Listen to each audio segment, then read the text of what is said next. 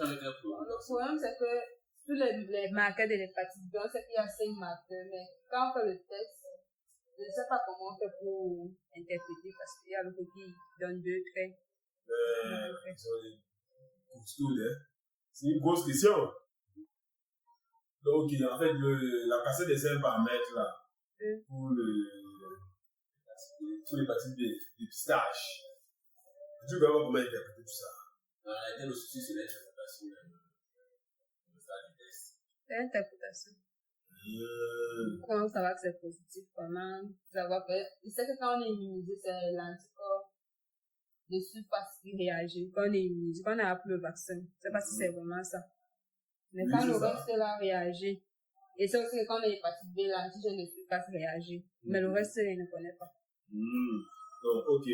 Pour l'antigène HBS, quand ça réagit, c'est que, ok, on a le virus. On est porteur du virus. Oui. Super.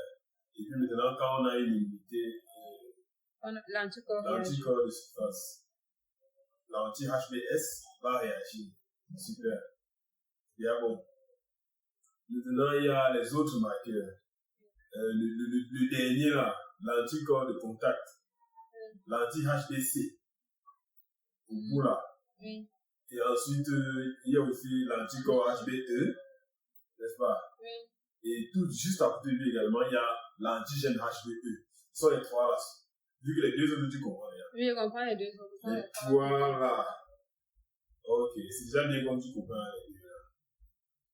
Maintenant, pour l'anticorps HBS là, ce que tu dois aussi veiller, c'est que sa sortie dépend aussi du niveau de réaction de l'organisme.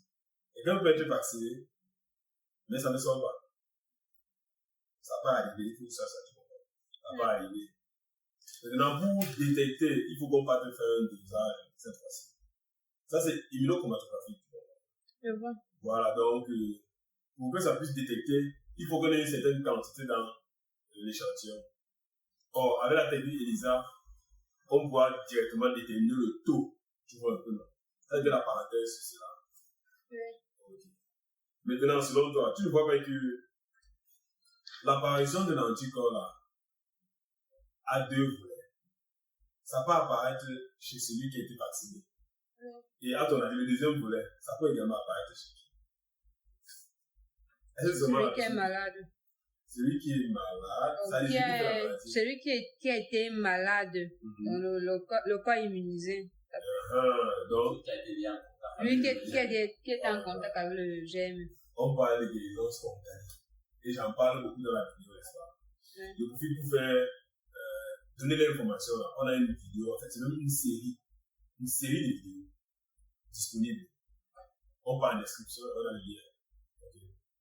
Donc, quelqu'un qui a été en contact et qui a guéri, dans les 6 mois après le contact, voire plus, dépendamment du corps, il peut avoir cet anticorps. Ok? Voilà, il peut suivre. C'est très important de le savoir. Sauf que, comment est-ce qu'on fait donc pour différencier celui qui a été vacciné et celui qui a guéri de façon spontanée après un test de dépistage, 5 marqueurs? On regarde donc l'anticorps, l'anti-HBC. HBC de contact. Ok? Voilà donc la première explication au niveau du dernier marqueur au corps là. Donc, dans l'anticorps anti-HBC là, ça nous interpelle qu'il a été en contact avec le virus. N'est-ce pas? Il réagit contre les anticorps, autant pas contre les antigènes du corps du virus. Tu vois, non? L'antigène du corps là est difficile à détecter. On ne cherche pas cet antigène là. Donc, ça veut dire que quand tu as été vacciné, ça veut dire que l'anticorps là ne réagit pas. On n'a pas réagi. Quand tu as été vacciné? Oui. On a conçu le vaccin de telle manière que ça fait réagir l'organisme contre l'antigène HBS. Uniquement, si on peut dire comme ça.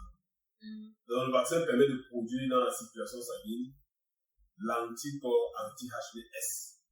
Et aucun autre anticorps. C'est ça que si le sujet est vacciné et que le vaccin a bien pris, après une certaine période, on peut détecter dans le sang circulant l'anticorps anti-HBS. Et aucune autre réaction sur la cassette. Et le profil va apparaître un peu comme ceci. Donc, ça, il fait pour montrer à celui qui nous regarde, tu vois la fiche, c'est ça. Maintenant, celui qui est en contact et qui a guéri, il y a deux marqueurs qui réagissent. L'anticorps et les deux anticorps. L'anticorps HDS et le HDC. Tu comprends? Voilà le pouvoir et le pouvoir. Tu as compris dans le troisième marqueur.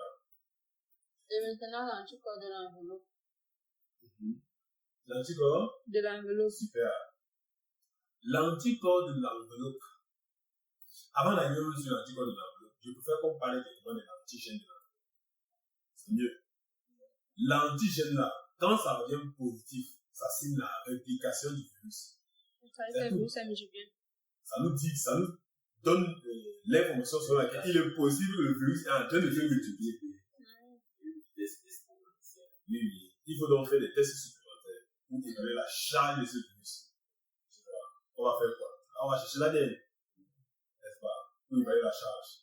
C'est la charge du virus dans le corps qui va nous déterminer s'il y a réplication. On nous définit, tu vois, on confirme la réplication. Ok? Par contre, l'anticorps maintenant, c'est évident l'autre là. C'est vrai que l'organisme a mis en place un système de défense contre cette réplication. Tu vas stopper la réplication. Tu vois l'approche. C'est tout. Donc, l'anticorps anti-HDE, il est là pour limiter la réplication du virus. Il est là pour stopper ça. Tu comprends? Bon, ça veut dire que si la personne n'a pas été en contact avec le virus, il peut toujours avoir l'anticorps. Non. Avec qui n'a pas l'anticorps? Il n'a pas l'anticorps. Il n'aura pas cet anticorps. On a dit, je t'ai dit, le vaccin permet de sécréter dans l'organisme l'anticorps anti-HDS, c'est tout. Anticorps de protection. Donc ça, c'est à notre niveau. On doit s'arrêter là. Tu comprends, non? Oui. Maintenant, celui qui est en contact et que le virus a commencé à se multiplier, tu comprends? Dépendamment de comment son corps réagit. C'est la réponse de notre organisme face au virus qui va définir le profil biologique. Chez ceux que l'organisme réagit de façon massive et effective, il y a ce qu'on appelle des guérisons spontanées dans les 6 mois ou plus. Mais dans chez ceux-là où l'organisme réagit de façon partielle, on a ce qu'on appelle une réponse non effective qui va induire la chronicité. La personne va garder le virus. Au-delà de 6 mois, on va parler d'hépatite chronique. Tu vois l'approche. Et maintenant, ceux que l'organisme ne va même pratiquement pas réagir, ou alors qui vont être co-infectés potentiellement, ils vont avoir ce qu'on appelle une hépatite fulminante. C'est-à-dire quoi? Une hépatite où le virus est en train de se répliquer massivement. Et la réplication induit quoi? La destruction des hépatocytes. Et celui du foie. C'est ça qui induit quoi? Dans notre cassette, tu vas voir que l'antigène HPE sera positif. Ok? Et on peut faire des tests supplémentaires sur ELISA pour faire des confirmations supplémentaires. Et donc, voilà donc quelques explications sur les différents marqueurs. Si tu veux en savoir plus, tu dois aller regarder la vidéo. Là-bas, on parle encore davantage. Donc, il est important de faire. On fait d'abord le test de l'antigène HBS. Mais il est aussi important de faire l'essai paramètres. Parce que le test d'antigène HBS est un peu limité, ce n'est pas de façon spécifique. C'est un marqueur particulier porteur du gène d'hépatite. Mais pour plus de développement et savoir à quel stade, savoir comment ton organisme réagit face s'il y a un potentiel gène pour faire ces marqueurs. Tu vois. C'est à la suite de ces marqueurs qu'on va encore plus spécifier par les dosages et les samples. Donc, bon dépistage, on recherche l'anti-HBS, l'anticorps anti-HBS et l'anticorps anti-HBC. Ok? Par le bon dépistage. Dans la vidéo, on n'a pas davantage. Pourquoi ces marqueurs-là, tu comprends? Sur la cassette, ce sont les anticorps anti-HBC là, qui définissent le contact. On ne peut pas savoir si c'est un contact récent ou ça ancien. N'est-ce pas? Tu peux me poser la question là. Ce sont des anticorps totaux. Et les IgMO et les IgG, c'est là. Maintenant, pour savoir si c'est un contact récent, il faut qu'on passe à une technique supérieure. INISA, on fait un dosage et on recherche précisément les IgM. Tu vois, non?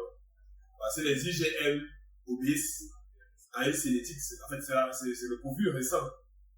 Il y a également ce qu'on appelle la cinétique de la pression des anticorps dans les processus inflammatoires. Mais tu vois, on va pas aborder ça ici là.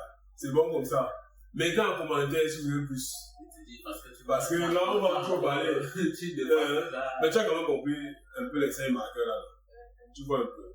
Tu sais déjà quand tu vois l'anti-HBE positif, tu sais ce que ça veut dire. L'anticorps anti-HBC positif, tu sais ce que ça veut dire. Ok? Je vois que c'est propre, non? On va faire des vidéos supplémentaires, d'autres questions. On va comme ça.